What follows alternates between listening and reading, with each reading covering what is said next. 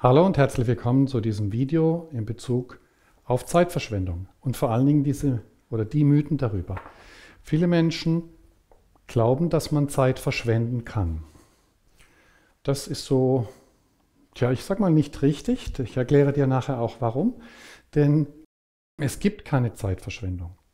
Warum das so ist und weshalb es unglaublich wichtig für dich ist, erkläre ich dir im Laufe des Videos, beziehungsweise spätestens am Ende dieses Videos, erkläre ich dir, warum diese Mythen in Bezug auf Zeitverschwendung auch Mythen sind und dich nicht wirklich weiterbringen, wenn du den tieferen Sinn hinter dem Ganzen nicht verstehst.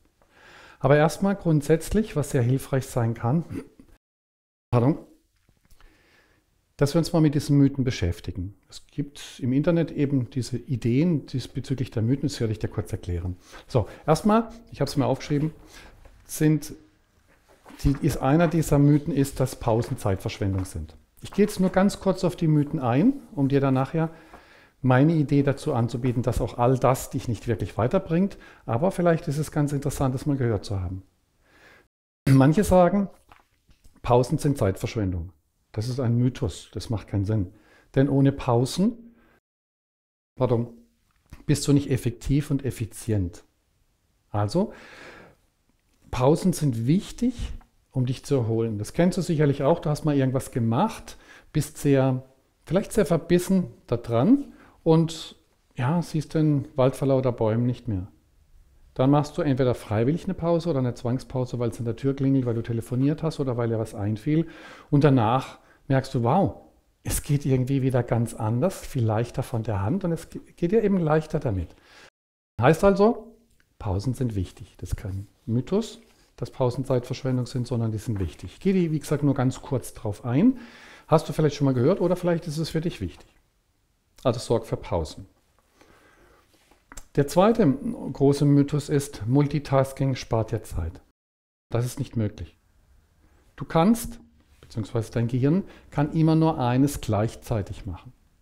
Wenn du den Fokus auf eine Aufgabe richtest und dich zu 100% darauf fokussierst und darauf einlässt, kannst du sehr gut und sehr effizient arbeiten. Denk dran, Pausen dazwischen machen Sinn. Wenn du aber glaubst, dass du mehrere Dinge gleichzeitig machen musst oder möchtest, warum das falsch oder eine Zwangsneurose ist, erkläre ich dir am Anschluss an meine Idee von einem Mythos oder meine Idee von der Wahrheit, die dich wirklich weiterbringt, ist nicht zu verstehen, warum möchtest du viele Dinge gleichzeitig machen? Warum gibt es denn nicht wirklich Zeit? Und warum ist die Idee der Zeitverschwendung sowieso irgendwie kein sehr geschicktes Konzept? Also die Idee, dass Multitasking Zeit spart, ist wissenschaftlich erwiesen, ist nicht so.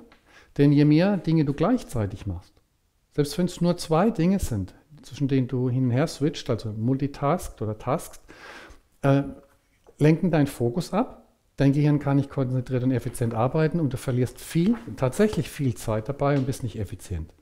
Also konzentriere dich und fokussiere dich auf eine Sache. Und wenn du 2 oder 3 Sachen gleichzeitig machen möchtest oder auf einen Plan hast, dann mach die unabhängig voneinander. Mach erst ein Projekt oder ein Task, eine Geschichte zu Ende. Kann es sein, du sagst, ich möchte schon in einer Stunde vieles erreichen. Okay, dann wäre es natürlich sinnvoll, dass du sagst, ich mache jetzt erstmal 15 Minuten, konzentriere ich mich auf das eine, dann mache ich eine kurze Pause und dann auf das zweite. Es ist zwar auch nicht sehr effizient, weil du musst dich beim zweiten, muss das Gehirn sich erst wieder reinfinden. Dann gehst du vielleicht nach weiteren 15 Minuten inklusive einer kleinen Pause wieder ans erste zurück und dann muss das Gehirn sich erst wieder reorganisieren. Also das wäre auch nicht effizient und effektiv. Warum das grundsätzlich nicht sein muss, erkläre ich dir im Laufe des Videos. Aber einfach mal als Hinweis, Multitasken verschwendet Zeit, macht dich ineffizient und stresst deinen Körper, weil es nicht möglich ist, mehrere Dinge gleichzeitig zu machen. Also fürs Gehirn nicht möglich. So, dann der Mythos auch, Freizeit ist Zeitverschwendung. Ich glaube, dazu muss ich nicht viel sagen. Wenn du keine Pausen hast, keine Freizeit hast, wo dein Gehirn sich mit anderen Dingen beschäftigen kann, ablenken kann, tatsächlich von der Arbeit jetzt vielleicht, von dem, was du machen möchtest, um auch mal zu entspannen. Auch mal festzustellen, das Leben läuft sonst an dir vorbei, du lebst am Leben vorbei, wenn du keine Pausen machst, keine Freizeit hast. Ja, ich denke, das weißt du wahrscheinlich schon auch. Freizeit macht Sinn, gibt deinem Gehirn neue Impulse, gibt dem Leben überhaupt einen vernünftigen Impuls. So. Dann der letzte Mythos, auf den ich kurz eingehen möchte. dann möchte ich dir meine Wahrheit anbieten zu dem Ganzen überhaupt, ist Frühaufstehen ist der einzige Weg zur Produktivität. Das stimmt so nicht. Du glaubst vielleicht, wenn ich früh aufstehe, kann ich mehr erreichen, weil der Tag länger wird. Theoretisch ja. Wenn du dabei aber vergisst oder gar nicht geprüft hast, herausgefunden hast, was bist du denn für ein Mensch, für ein Typ? Bist du jemand, der eher nachtaktiv ist? Jemand, der eher vielleicht morgens aktiv ist oder eben erst mittags? Dann bringt dir das alles nichts. Wenn es um Zeit gehen sollte, wenn es um Effektivität gehen sollte, dann musst du natürlich wissen, dass du deinen Biorhythmus kennen musst. Wenn du den nicht kennst, bist du ineffizient. Wenn du glaubst, du musst um 5 oder 6 Uhr morgens aufstehen, weil du dann mehr vom Tag hast, das ist ein Irrtum. Du hast nicht mehr von dem Tag, weil du zu wenig von der Nacht hattest. Und wenn du zu wenig von der Nacht hattest, also nicht richtig und lange genug, was deinen Bedürfnissen entsprechen muss, geschlafen hast, nützt es dir überhaupt nichts, früh aufzustehen, nicht kreativ sein zu können, weil dein Gehirn nicht genügend entspannt hat. Dabei ist es auch wichtig, grundsätzliche Dinge zu verstehen. Ich habe traditionell chinesische Medizin studiert. Das heißt, wenn du dich damit auskennst oder wenn ich mich damit jetzt auskenne, weiß ich, dass die Zeit vor 1 Uhr nachts, wo die Leber aktiv ist, wichtig ist, um das Blut zu erneuern. Das heißt, jede Sekunde, jede Minute, jede Stunde, die du vor 1 Uhr schläfst, das heißt, wenn du sagst, ich schlafe nicht gleich ein, ich gehe um 10 ins Bett und du schläfst um 11 Uhr ein, dann hast du von 11 Uhr abends bis 1 Uhr, also nachts, 2 Stunden, wo deine Leber dein Blut erneuern kann. Nur mit frischem, gutem, erneuertem Blut, das durch die Leber eben hergestellt wird, nenne ich es jetzt mal, kannst du genügend Lebensenergie haben. Das Blut heißt im Chinesischen Shui und die Energie, die du wahrscheinlich schon mal gehört hast, Qi. So sagt man es im Chinesischen, im Japanischen sagt man Qi. Dieses Qi, diese Lebensenergie, ist wichtig, um effizient zu arbeiten, effizient deinen Alltag zu bewältigen und so weiter. Wenn du also zu spät ins Bett gehst, grundsätzlich, egal was du für ein Typ bist, dann hast du natürlich das Problem, dass du, wenn du nach 1 Uhr ins Bett gehst, dass deine Leber nicht wirklich genügend Schuhe, also Blut, organisieren, dir liefern kann, das habe ich glaube ich noch nicht erklärt, um das Qi zu speichern. Das Qi, die Lebensenergie, kannst du nur durch Blut aufnehmen. Nur über gesundes, ausreichend verfügbares Blut kannst du Lebensenergie Qi aufnehmen. Wenn du das nicht hast, dann nützt es nichts. Also das heißt, Menschen, die nach 1 Uhr ins Bett gehen, haben vielleicht einen eigenen besonderen Rhythmus und merken es nicht, dass es vielleicht auch geht, haben aber natürlich das Problem, dass sie vielleicht eben nicht merken, dass sie nachtaktiv sind, dadurch nicht die Möglichkeit haben, genügend Lebensenergie zu produzieren. Vielleicht merken sie es nicht, vielleicht geht es ihnen damit einigermaßen gut, aber grundsätzlich wäre das auf physiologischer Ebene ungesund. Das musst du natürlich für dich prüfen. Cool. So. Also die Idee, morgens früh aufzustehen, viel zu arbeiten, stimmt nicht. Das stimmt auch nicht. Der Tag hat 24 Stunden, heißt es. Ja, aber wenn du morgens aufstehst und sagst, ja, ich bin jetzt heute aufgewacht, heute Morgen nehmen wir an um 9 Uhr oder um 7 Uhr, ist völlig egal wann, jetzt habe ich 24 nagelneue Stunden vor mir, also den ganzen Tag. Wäre auch ganz gut, du wachst morgens nicht als Zombie, als Reizreaktionsmaschine auf, die nicht weiß, wer sie ist, sondern du begrüßt den Tag mal, indem dir klar wird, du bist aufgewacht. Dazu gibt es ganz viele Videos auf meinem Kanal, ich möchte jetzt nicht näher darauf eingehen. Du freust dich, dass du einen neuen Tag vor dir hast. Wenn du dazu aufwachst und sagst, ja, ich habe jetzt ich habe einen Tag vor mir, toll, ich kann mit mir und darf mit mir zusammen sein, 24 nagelneue Stunden, da musst du dir aber klar machen, 24 Stunden sind 24 Stunden. Wenn du sagst, der Tag ist von 0 Uhr bis 0 Uhr, dann hast du ein anderes Zeitkonzept. Also auch da ist es wichtig zu verstehen, wenn du sagst, ich stehe früh morgens auf, dass ich viel vom Tag habe, was heißt denn viel vom Tag? Wie lange ist dein Tag? Wie organisierst du den? Ist der einfach nur bis 22 Uhr abends und du gehst dann ins Bett oder egal wann? Und je später du aufstehst, umso weniger hast du Zeit. Dann musst du dein Zeitkonzept neu definieren. Und natürlich solltest du prüfen, warum, da komme ich dann gleich drauf, warum willst du überhaupt viel Zeit aufwenden? Für was? So, das waren jetzt so die Mythen, also diese Ideen, die man so im Internet hört. Multitasking soll man machen, man soll eben, das, was ich alles vorgelesen habe. Das sind natürlich Mythen, weil es nicht stimmt. Aber jetzt komme ich zum eigentlichen Thema.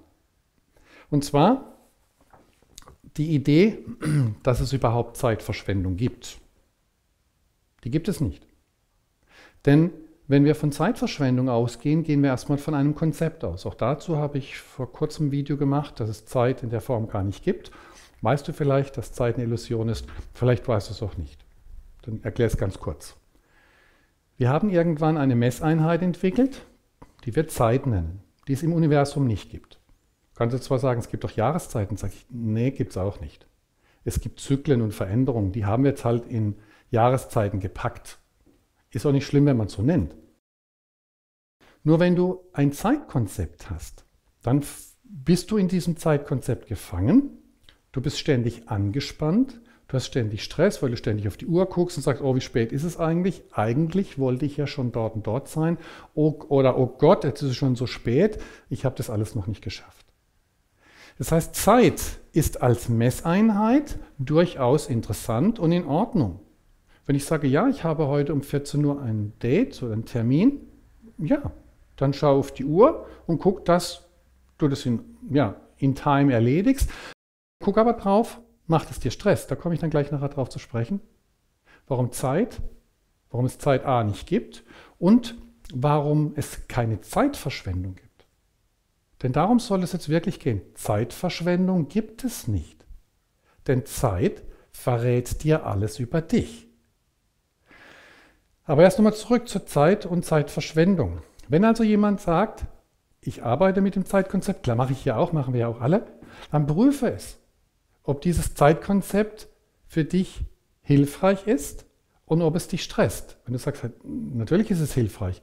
Ich habe dort und dort Termine, ja klar, dafür hast du auch eine Uhr, da guckst du drauf und sagst, alles klar, in einer Stunde möchte ich dort und dort sein, also schaue ich mal, wie lange muss ich da fahren, dass ich rechtzeitig ankomme und keinen Stress habe. Super, dafür haben wir diese das Messverfahren, also Zeit, entwickelt. Toll. Wenn du aber nicht merkst, dass dieses Zeitkonzept dich ständig stresst, weil du nicht merkst, du möchtest von A nach B, du bist jetzt hier in der Gegenwart und möchtest in die Zukunft. Das ist also, hier ist die Gegenwart, hier ist die Zukunft.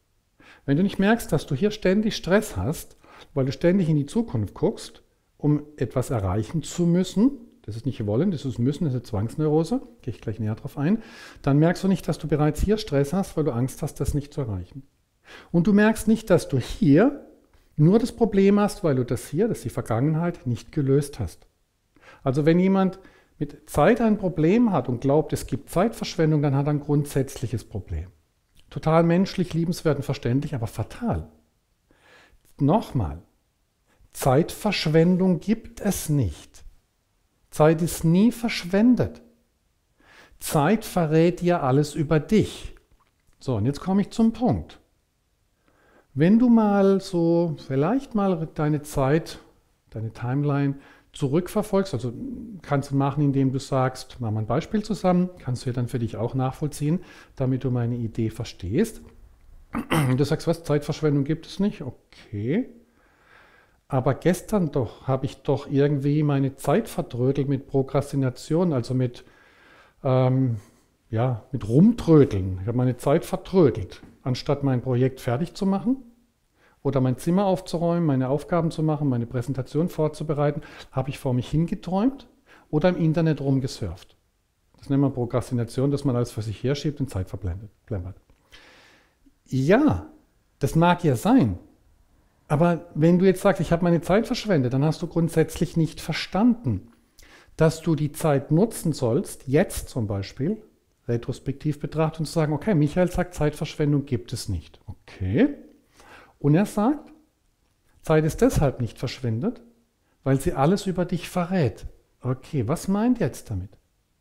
Ich meine damit, wenn du jetzt zum Beispiel über gestern nachdenkst oder irgendeinen Zeitpunkt, wo du glaubst, du hast prokrastiniert, du hast deine Zeit verplempert, wie auch immer, glaubst, du hast Zeit verschwendet.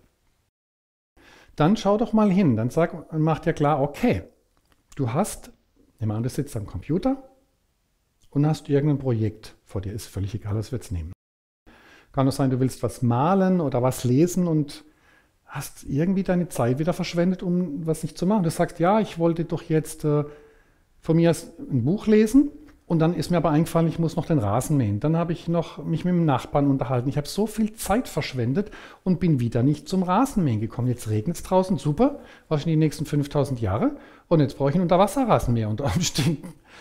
Ja, dann musst du dir klar machen, okay, wenn Michael sagt, Zeit ist nie verschwendet. Gut, also schaue ich mir das morgen an. Jetzt mal an, was gestern war. Ich bleibe jetzt beim Beispiel. Ich hatte vor, den Rasen zu mähen, habe mir überlegt, es mache ich um 15 Uhr, da ist die Mittagspause vorbei.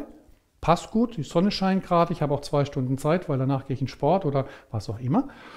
Und jetzt habe ich das so viel rumgetrödelt, dass ich um 15 Uhr gar nicht so weit war, um den Rasen zu mähen.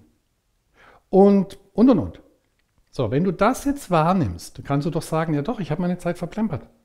Ich habe meine Zeit verschwendet im Internet, ich habe im Internet rumgesurft, anstatt Rasen zu mähen oder meine Aufgaben zu machen oder. Okay. Wenn ich sage, Zeit ist nie verschwendet, denn sie verrät alles über dich, heißt es jetzt, du hattest eine Idee, eine Timeline, eine Zeitlinie, wo du sagst, um 15 Uhr möchte ich Rasen mähen. Bitte denk dran, es ist für jede Art von Idee das Gleiche jetzt. Und dann stellst du fest, okay, das hattest du gewählt und das war so deine Idee. Jetzt hast du irgendwas gemacht, ohne dass du es mitbekommen hast, hast dich abgelenkt. Irgendwann kurz davor merkst du, oh Gott, ich muss das noch machen. Merkst vielleicht gar nicht, oder vielleicht hast du es gemerkt, wie hektisch du wurdest, weil du sagst, ich muss doch jetzt Rasen mähen. Und da fällt mir ein, ich muss ja noch Benzin für den Rasen mähen. Und die Zeit läuft mir davon, dann muss ich die Kinder noch abholen oder was auch immer. Jetzt schaffe ich es wieder nicht. Wenn du jetzt sagst, ich habe meine Zeit verschwendet, ja, dann verschwendest du jetzt gerade deine Zeit mit der Idee, dass du deine Zeit verschwendet hast. Also verschwende jetzt mal nicht deine Zeit, sondern nutze jetzt konstruktiv diese Übung, die wir jetzt zusammen machen. Also ich moderiere es jetzt an. Ich kann jetzt nicht warten, bis du fertig bist, weiß auch nicht, was du dran nimmst. Kannst du alleine machen. Mach dir also klar oder nimm es als Aufgabe, denn in meinen Videos geht es nicht immer nur darum, was zu erklären oder gar nie nur darum zu erklären, das ist wichtig, um dein Bewusstsein zu erweitern, sondern meine Videos dienen immer zur Lösung, dass du auch eine Lösung und eine Handlungsanweisung hast, und zwar eine, die funktioniert. Nicht irgendein Unsinn, du musst positiv denken oder so ein Quatsch, oder du musst es locker sehen, das ist Unsinn. Das entzieht dich der Verantwortung, mal was zu tun.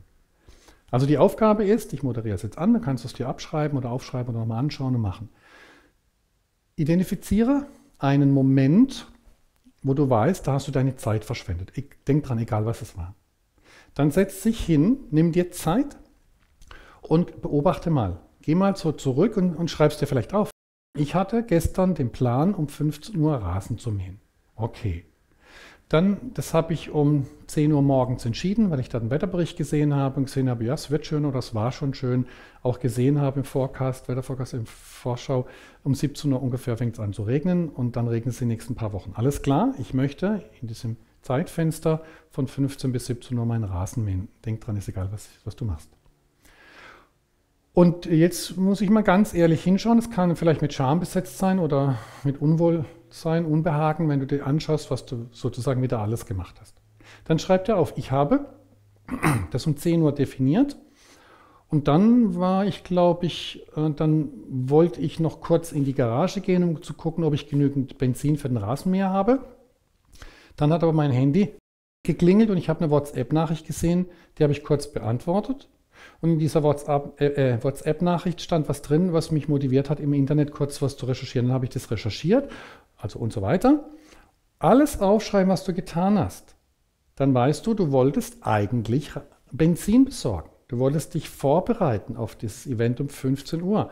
Und wenn du jetzt ganz ehrlich aufschreibst, was hast du alles getan, um es nicht zu erreichen, dann kannst du dir klar machen, wow, zum ersten Mal verschwende ich meine Zeit nicht, mit der Schwachsinnsidee zu glauben, ich habe meine Zeit verschwendet.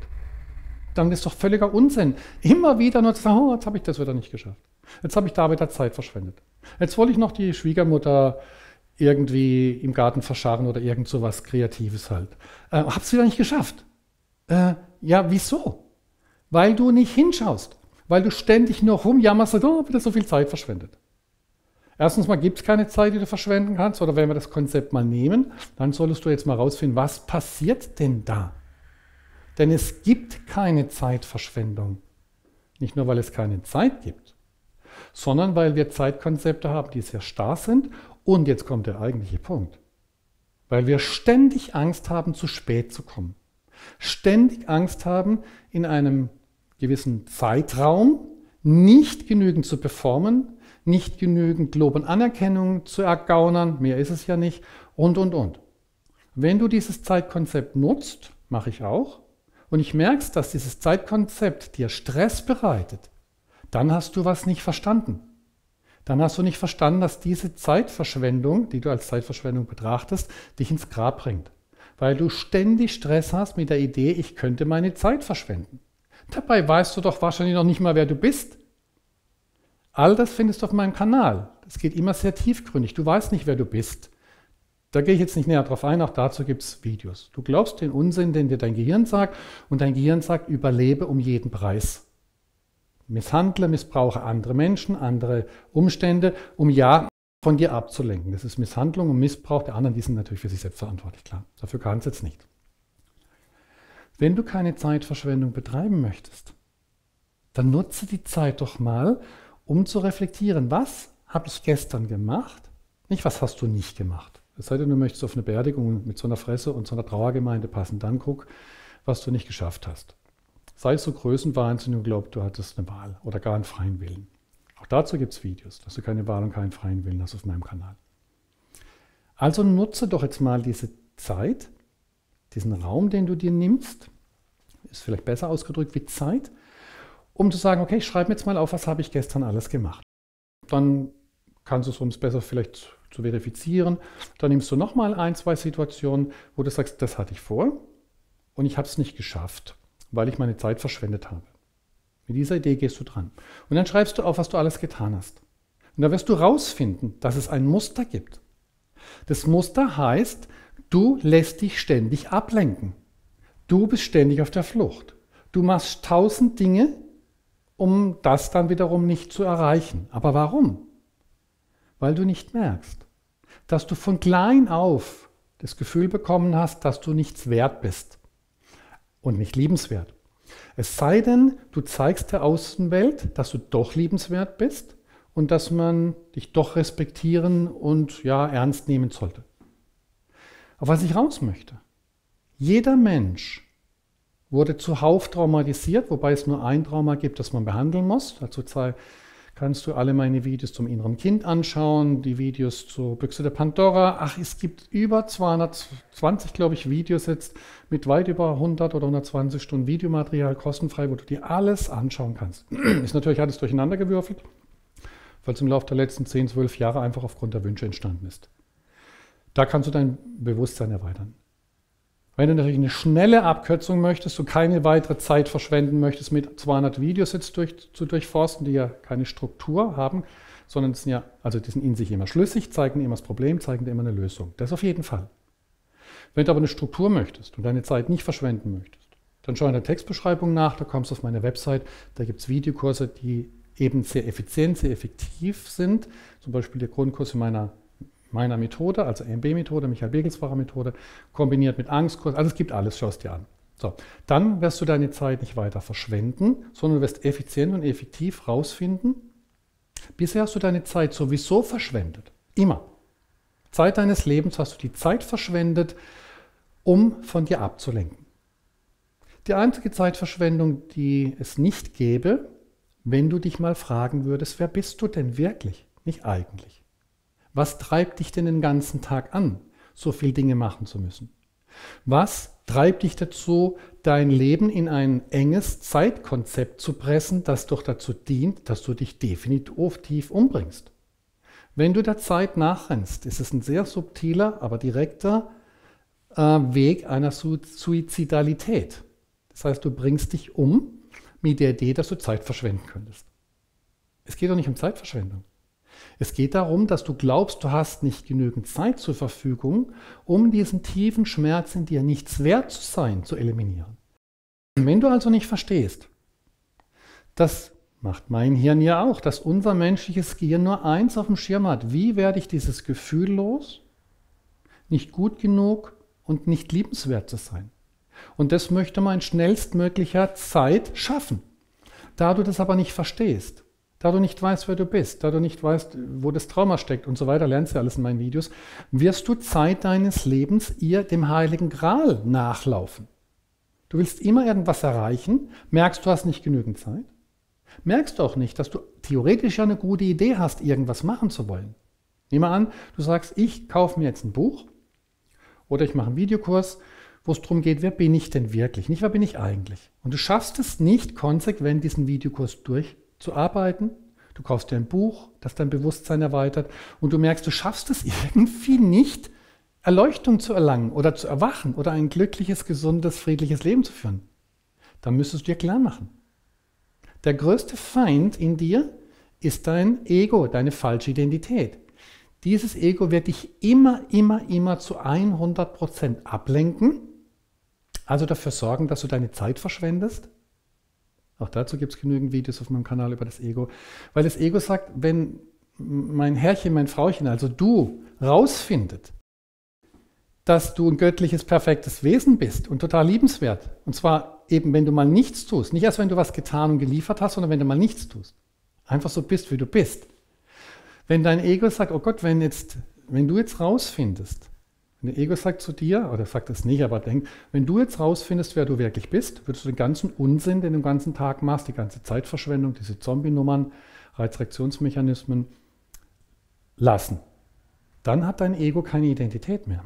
Deine Identität ist aufgrund deiner nicht gelösten Vergangenheit ganz einfach kreiert worden. Ich bin nichts wert. Und diesen Schmerz, nichts wert zu sein, nicht geliebt zu sein, muss ich auf jeden Fall mal lösen. Und da du immer da draußen versuchst, was zu lösen, weil du an diese Zeit und deinen ganzen Unsinn glaubst, wirst du immer darauf reinfallen, dass dein Ego dich doch nur von deinem Ursprungstrauma, von deinem Schmerz ablenken möchte. Von dieser Angst, nicht gut genug zu sein. Dann wirst du deine Zeit verschwenden, weil so wirst du es nicht lösen. Also Zeitverschwendung gibt es nicht, ab sofort nicht mehr, wenn du die Zeit jetzt sinnvoll nutzt, um zu sagen, okay, ich schaue jetzt mal, wann habe ich meine Zeit verschwendet und was genau waren die Strategien meines Egos, um mich von meinem Ziel, das ich kreiert habe, abzulenken. Dann wirst du herausfinden, dass du deinen Verstand so gut wie gar nie gebrauchen kannst. Du wirst herausfinden, dass du keinen freien Willen hast.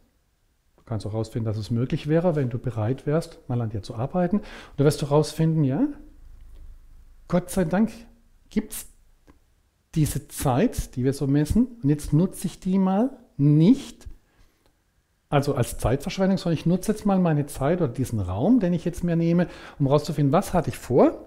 Ich sage also morgen um 9 Uhr, ich möchte um 15 Uhr einen Rasen mähen. Oder ich sage morgens um 10, ich möchte heute Abend 20 Uhr jemanden treffen oder. Oder ich möchte bis dort meine Dissertation fertig haben, ich möchte bis dort meine Präsentation fertig haben, für die Prüfung gelernt haben, ich möchte bis dorthin eine funktionierende Beziehung haben oder. Und wenn du dann rausfindest, dass du keine Kontrolle über dein Leben hast, keinen freien Willen hast, ja, das mag erst ernüchternd sein und furchtbar, aber es ist total schön herauszufinden, dass du das alles gar nicht brauchst. Denn wenn du sagst, ich möchte das und das machen, und du stellst fest, du hast das nicht geschafft, weil du deine Zeit verschwendet hast, dann müsstest du klar machen, du hast überhaupt nichts zu melden. Das ist nichts zu melden in deiner armseligen Welt. Ich nenne das jetzt bewusst so. Denn du sagst, ich möchte das machen und merkst nicht, dein Ego sagt, fuck you, vergiss es, da mache ich nicht mit. Denn wenn du es erreichst, bist du Schöpfer, dann hast du was erreicht, dann fühlst du dich wohl und so weiter. Dein Ego wird sagen, du bist ein Stück Dreck, so hatten dich deine Eltern behandelt, natürlich nicht absichtlich und freiwillig. Und um nicht mehr zu beweisen, dass du nichts wert bist, werden wir jetzt viel aufwenden. Also das hast du vor, du willst einen Schmerz loswerden, dein Ego sagt, da mache ich nicht mit. Aufgrund eines Minderwertigkeitskomplexes, so nennt man das, hast du überhaupt erst deine Identität entwickelt. Du versuchst Zeit deines Lebens, das Gefühl, dass du nichts wert bist, loszuwerden. Das ist Zeitverschwendung. Das ist wirklich Zeitverschwendung. Es wird nicht funktionieren. Dein Organismus wird alles tun, dass du tatsächlich Zeit verschwendest, um dein Ziel, dich göttlich, geliebt und so weiter zu fühlen, nicht zu erreichen. Also, verschwende keine weitere Zeit mit dem Wahnsinn, den du bisher betrieben hast. Schau dir alle meine Videos an oder wenn du eine Abkürzung willst, in der Textbeschreibung mal nach. Wie gesagt, es gibt sehr günstige Videokurse, die deine Zeit eben nicht verschwenden, weil sie direkt mit einer Guideline es auf den Punkt bringen und nicht lange rumlabern. Und dann hast du keine Zeit verschwendet. Dann weißt du, okay, es geht darum, dass ich das Gefühl in mir trage, nichts wert zu sein. Es geht darum, dass ich nie kapiert habe, dass mein gesamter Körper darauf trainiert ist, durch die vermeintliche Zeit immer zu beweisen, dass ich was wert bin und so weiter. Und ich habe es nie geschafft, mal wirklich die Zeit sinnvoll zu nutzen, mal rauszufinden, wieso schaffe ich es nicht? Wieso verschwende ich meine Zeit mit unnötigen Dingen? Es war bisher Zeitverschwendung, ja. Aber Zeitverschwendung gibt es nur dann noch, wenn du das jetzt nicht verstehst. Also verschwende deine Zeit nicht. Mit dem Irrsinn zu glauben, du könntest Zeit verschwenden. Mit dem Irrsinn zu glauben, du musst oder anhand von Zeit, letztendlich von Performen, von Unsinn, beweisen, dass du was wert bist. Das ist Zeitverschwendung. Tief drin in dir ist das absolute Wissen und 100%ige Gefühl und Wissen, dass du ein perfektes Wesen bist. Also verschwende keine Zeit, um auf dein Ego reinzufallen, das dich davon ablenken möchte, weil es sonst seine Identität verlieren würde. Also verschwende jetzt keine Zeit mehr, indem du weiter irgendwas einfach nur so durchgehen lässt, sondern nutze jetzt mal deine Zeit, um wirklich einen Zettel zu nehmen, Block und zu sagen, okay, ich schaue mir die Situation von gestern an oder wann noch immer oder vom letzten halben Jahr. Ich hatte vor, von mir aus bis zum 1. Oktober das und das fertig zu haben. Dafür hatte ich ein halbes Jahr Zeit. Was ist in dem halben Jahr, wenn es so lange Zeit ist, dann reichen hier grobe Stichpunkte, was ist da alles passiert? Was habe ich alles getan, um mein Ziel, das ich mir doch mal gesetzt habe, war ich da geistig völlig bescheuert oder umnachtet, dass ich mir was setze und ich merke, ich habe ja überhaupt nichts zu melden. Ich habe überhaupt keine Kontrolle über mein Leben. Ich kann ja meinen Verstand nicht wirklich benutzen. Ich setze mir allen Ernstes ein Ziel und merke hinterher nicht, war für ein Arsch. Also wieso merke ich nicht, wer oder was hat verhindert, dass ich mein Ziel erreiche? Auch dazu gibt es ein Video von mir, das nennt man Selbstsabotageprogramme. Du sabotierst dich selbst. Aber wie gesagt, das ist alles in meinen Videos erklärt hier auf YouTube und auch in meinem Videokurs, Grundkurs der MB-Methode oder Angstkurs, Beziehungskurs, egal. Grundkurs ist das Wichtigste erstmal und uns verstehen, ach so, jetzt möchte ich meine Zeit nicht weiter verschwenden mit dem wirklich nicht ernst nehmen, was Michael hier gerade sagt. Ich glaube allen Ernstes, ich habe ja bisher meine Zeit verschwendet. Nö, du hast Zeit nicht genutzt, weil du nicht wusstest, wer du bist und um was es geht. So gesehen könnte man sagen, ich habe meine Zeit verschwendet. Ja, aber Zeitverschwendung mal anders betrachtet. Zeitverschwendung gibt es also nicht, außer du machst nichts damit, sondern Zeit ist nie verschwendet. Zeit verrät dir alles über dich. Also lerne die Zeit sinnvoll zu nutzen, geh retrospektiv die Sachen durch und stelle fest, ja, es war immer das Gleiche. Ich hatte eine tolle Idee und ich habe es nicht geschafft, die zu erreichen.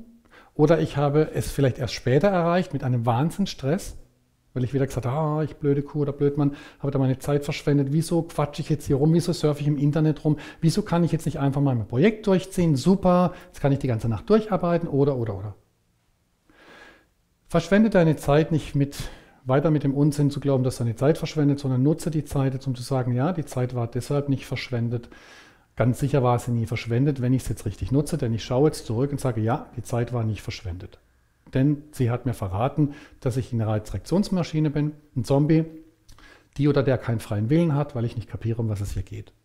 Also verschwende nicht weiter deine Zeit mit der Idee, du hast deine Zeit verschwendet, sondern nutze deine Zeit jetzt, um deine Selbstsabotageprogramme rauszuholen, zu erkennen, um deine Trauma oder dein Trauma, es gibt nur ein Trauma, das man lösen muss, zu lösen und. Und wie gesagt, dazu dienen alle meine Videos hier oder der Grundkurs in der MB-Methode. Wenn du natürlich, aber schau dir das alles an, dann wirst du ja selbst sehen, ob was für dich dabei ist. So, also nochmal. Es gibt diese Mythen in Bezug auf Zeitverschwendung, die gibt es, ja, dass man sagen kann, ich habe Freizeit wäre Zeitverschwendung. Wenn man nicht früh aufsteht, habe ich meine Zeit verschwendet. Wenn ich keine Pausen mache, habe ich meine Zeit verschwendet. Ich muss multitasken, damit ich keine Zeit verschwende. Das sind Mythen, das ist alles Unsinn, genau betrachtet. Also mach Pausen, nutze Freizeit, hör auf mit Multitasken und. Dann hast du jetzt ein paar Tools und Techniken, ja, aber darum geht es doch gar nie. Wenn du wirklich bei dir bist und dich mit dir und in deinem Körper wohlfühlst, wirst du keine Zeit verschwenden. Dann weißt du, dass Multitasken keinen Sinn macht, weil du spürst den Stress beim Multitasken. Dann fühlst du intuitiv, dass es keinen Sinn macht, keine Pausen zu machen. Du fühlst intuitiv, dass es keinen Sinn macht, keine Freizeit zu haben. Dann sind es für dich gar keine Mythen, dann hat es gar keine Bedeutung, weil du einfach aus erster Hand von dir heraus erfährst, wie schön es ist, wenn du Zeit mit dir verbringen darfst. Und dann wirst du keine Zeit verschwenden. Denn wenn du mal feststellst, das wird jetzt noch ein letzter Hinweis, du sagst, ja, ich hatte 15 Uhr vor Rasen zu mähen, jetzt ist es 15:30 Uhr, super, und ich habe immer noch nicht geguckt, ob ich Benzin habe und jetzt läuft mir die Zeit davon. Dann setz dich hin oder leg dich hin und schließ deine Augen. Und fühle mal, wie furchtbar sich das jetzt anfühlt, dass dein Gehirn dir sagt, super, ich habe es wieder nicht hingekriegt, jetzt läuft mir die Zeit weg, T minus 90 Minuten, ich habe nur noch 90 Minuten, bis es regnet, ich habe noch kein Benzin und dann ein Rasenmähen dauert sowieso eine Stunde. Wenn du dann nicht merkst, was du für einen Wahnsinnsstress in dir trägst und jetzt eben keine Zeit verschwendest mit dem Unsinn, zu glauben, dass du das jetzt noch auf die Reihe kriegen musst, vielleicht schaffst du es. Ja, du schaffst es auf jeden Fall schneller ans Grab zu kommen, weil deine ganzen Katecholamine, Stresshormone bringen dich auf jeden Fall schnell ans Grab. Sorgen ja auch für einen schnelleren Alterungsprozess und für gesundheitliche Schäden und. Nutze dann deine Zeit und lass das mit dem Rasenmähen und setz dich hin. Und fühle mal, wie beschissen du dich fühlst, weil du wieder das Gefühl hast, du bist eine Versagerin oder ein Versager. Dann hast du deine Zeit nicht verschwendet. Dann sitzt du hier und sagst, ja, jetzt habe ich Riesenstress.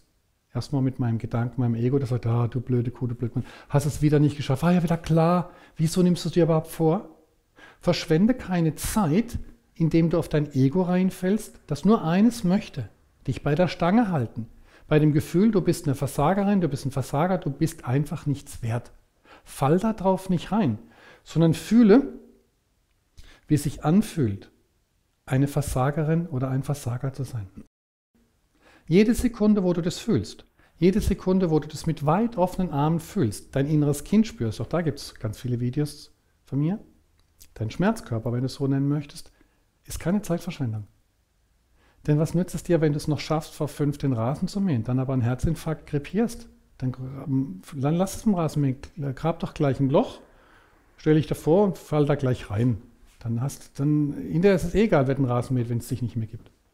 Also, immer wenn du das Gefühl hast, dass du gerade deine Zeit verschwendest, wenn du es überhaupt mitkriegst, dann fühle mal, wie es sich anfühlt, ständig unter dem Konzept, ich habe nicht genügend Zeit zu leiden. Denn du hast ja dann nicht mehr genügend Zeit, wenn du glaubst, dass sie verschwendet. Dann verschwende deine Zeit nicht, indem du auf dein Ego reinfällst, das dir wieder vorgaukelt, du bist eine Versagerin oder ein Versager. Denn dein Ego sagt dir, du hast Zeit verschwendet, also sind deine Gedanken, und du fällst drauf rein. Weil du dann merkst, oh Gott, ich habe was nicht hinbekommen. Du merkst, du fühlst dich wie ein kleines Kind, das von den Eltern gerügt wurde oder in der Schule vom Lehrer gerügt wurde oder. Dein Ego hat einen Zweck, also nicht einen Zweck, einen Sinn. Es möchte dich in der Opferrolle behalten, dir immer wieder zeigen, was du für eine Versagerin, für einen Versager bist und du merkst es nicht. Also fühle immer, was da ist, dann hast du deine Zeit nicht verschwendet. Wenn du deine Zeit weiter verschwenden möchtest, indem du auf so einen Wahnsinn reinfällst und nicht kapierst, was hier passiert, gut, dann hast du deine Zeit auch nicht verschwendet. Wenn dein Plan ist, an Verblödung zu sterben oder an einem Herzinfarkt zu krepieren oder sonst was, dann hast du deine Zeit nicht verschwendet, klar. Dann, wenn es dein Plan ist, zu krepieren, dann ist die Zeit nicht verschwendet, klar. Dann ist ja jeder Tag, den du länger lebst, verschwendete Zeit, wenn du krepieren möchtest. Okay, möchtest du aber irgendwann mal anfangen zu leben, nicht ständig nur zu überleben. Kein Zombie, keine Reizreaktionsmaschine mehr zu sein, dann schau dir das Video vielleicht nochmal an oder mach endlich mal was. Verschwende nicht deine Zeit mit der Idee, dass du Zeit verschwenden kannst, sondern mach dir klar, wenn dein Ego, deine Gedanken dir sagen, jetzt habe ich es wieder nicht hinbekommen, sozusagen die Zeit verschwendet mit Unsinn, dass dein Ego sagt, du bist einfach eine Versagerin, du bist ein Versager, du wirst es nie hinkriegen. Und wenn du das nicht kapierst, dass das deine Gedanken sind, dass das dann tiefer Schmerz ist, dann verschwendest du halt weiter deine Zeit, um an der Oberfläche des Lebens zu sein, krank zu werden, unnötig Medikamente schlucken zu müssen oder Therapien zu machen, die meist am Thema vorbei sind, die dich eher noch in der Opferrolle halten, dann soll es eben so sein. Aber da du dieses Video anschaust und womöglich jetzt noch dran bist, sonst willst du nicht hören, habe ich so das Gefühl, du hast kapiert, um was es geht. Oder hast ein Gefühl dazu, Moment, da steckt ja richtig, richtig viel dahinter und drin. Klar. Also, schau es dir vielleicht noch ein paar Mal an. Wenn es dir zu langsam war, dreh es schneller. Wenn es dir zu schnell war, dreh es langsamer. Kann man ja alles in Einstellungen machen, einen Player langsamer, schneller laufen zu lassen. Schau es dir ein paar Mal an und ja, dann entscheide dich für dich. Denn wenn du mit dir zusammen bist, wirklich bewusst mit dir zusammen bist, ist jede Sekunde oder Nanosekunde so viel wert, dass du überhaupt nicht mehr über Zeit und Raum nachdenkst. Dann merkst du, es gibt gar keine Zeit. Und jetzt mit mir zusammen sein zu dürfen, was ist das für ein geniales Privileg? Dann wirst du nicht nur keine Zeit verschwenden, sondern es wird in dem Moment keine Zeit mehr geben, weil du eins mit allem bist. Und wenn dein Ego sagt, leg jetzt nicht so blöd, herrenlos hier rum, gib mal Gas und so weiter, mach mal, dann solltest du sagen, ich mache gerade das Richtige. Ich verschwende jetzt keine Zeit, indem ich auf meine Schwachsinnsgedanken reinfalle, die können ruhig kommen und gehen. Ich bin jetzt mit dem, was ist. Wenn es schön ist, ist es schön. Wenn es die Hölle ist, ist es die Hölle. Du bist dafür verantwortlich und zuständig. Und nur so kannst du es lösen. Okay, können noch stundenlang weiterquatschen. Jetzt reicht es aber, sonst bist du überfordert. Ich hoffe, es hat ja wieder ein bisschen was gebracht. Bis zum nächsten Video. Dein Michael.